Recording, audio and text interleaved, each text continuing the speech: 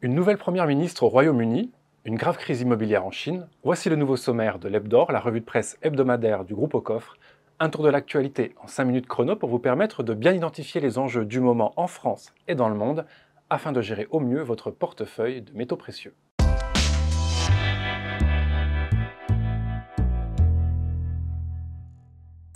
La rentrée, c'est toujours compliqué. Celle de cette semaine ne déroge pas à la règle, notamment pour la zone euro qui a encore enregistré une flambée des prix à 9,1% en variation annuelle en août, nous signale le Courrier international. Ce nouveau record vient renforcer les craintes que la flambée des prix ne vienne miner l'économie et étayer les appels à la Banque centrale européenne pour qu'elle relève ses taux d'intérêt de manière plus agressive cette semaine, estime le Financial Times. Côté français, le journal 20 minutes se demande si l'inflation n'est pas le nouveau Covid-19 aux yeux du gouvernement. Même champ lexical, même sémantique, même réponse, une utilisation massive des aides publiques et un contournement de la voie parlementaire fortement reproché par l'opposition. Un papier dans lequel est cité Marc Toiti qui dénonce le fait que, en ne freinant pas les dépenses publiques en 2021 alors qu'on sortait progressivement de la crise du Covid-19 et en laissant la Banque centrale européenne éponger les dettes sans taux d'intérêt, les gouvernements ont dopé artificiellement la demande, provoquant en partie l'inflation. Or, en parler avec un vocabulaire propre au Covid-19 donne à l'inflation cette image de catastrophe imprévisible et naturelle, loin des torts de la politique, pointe-t-il. Et si vous voulez en savoir plus sur Marc Toiti, je vous recommande la dernière vidéo de mes collègues de Veracash, Soyons Cash, où l'économiste raconte son parcours. L'inflation mènera-t-elle à la récession? Pas selon la Banque de France. La Tribune relaie que, selon le gouverneur de la Banque de France, François Villeroy de Galhau, une récession ne devrait pas intervenir en France en 2022, mais pour 2023, rien ne peut être exclu dans la période de grande incertitude que nous vivons, mais nous nous attendons pour la France à un net ralentissement plutôt qu'à une récession. Le journal La Tribune, toujours, qui met en avant l'analyse d'Isabelle Schnabel, membre du directoire de la BCE, dans son discours prononcé la semaine dernière lors de la messe des banquiers centraux à Jackson Hole. Cette dernière explique pourquoi la BCE a tout intérêt à accélérer la hausse des taux. C'est d'ailleurs ce qu'elle va faire aujourd'hui même, de 75 points de base selon le consensus.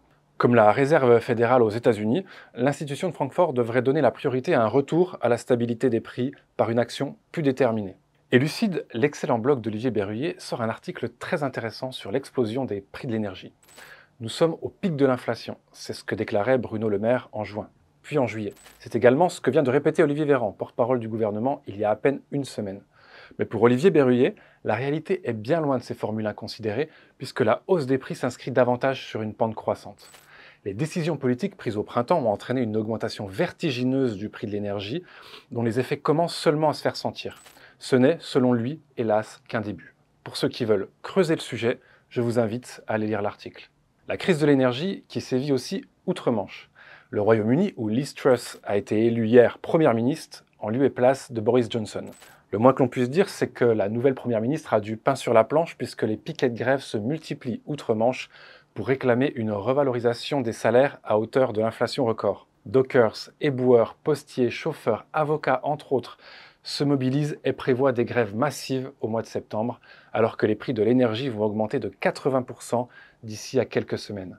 Mais la vraie grosse actu, celle qui risque de piquer vraiment, se passe en Chine, où depuis quelques temps, le pays est menacé par la plus grave crise immobilière de l'histoire. Le média Cori, qui reprend une analyse du quotidien britannique Le Guardian, nous explique qu'il y a quelques jours, la fuite d'un mémo signé du patron de Huawei embrasait les réseaux sociaux chinois. Le mania annonçait ainsi à la Chine comme au monde une décennie de difficultés économiques profondes, au souffle froid duquel nul n'échapperait, dans l'empire du milieu comme ailleurs. De quoi paniquer un peu plus les propriétaires chinois qui, en masse, ont décidé ces dernières semaines de mener une grève des remboursements. Le marché, qui a connu une baisse des locations de 40% cette année suite à une reprise en main de la part du Parti communiste chinois, est colossal. Selon le Guardian, il pèse dans le pays une bagatelle comprise entre 55 et 60 000 milliards de dollars, soit plus que l'ensemble des entreprises listées dans les bourses américaines.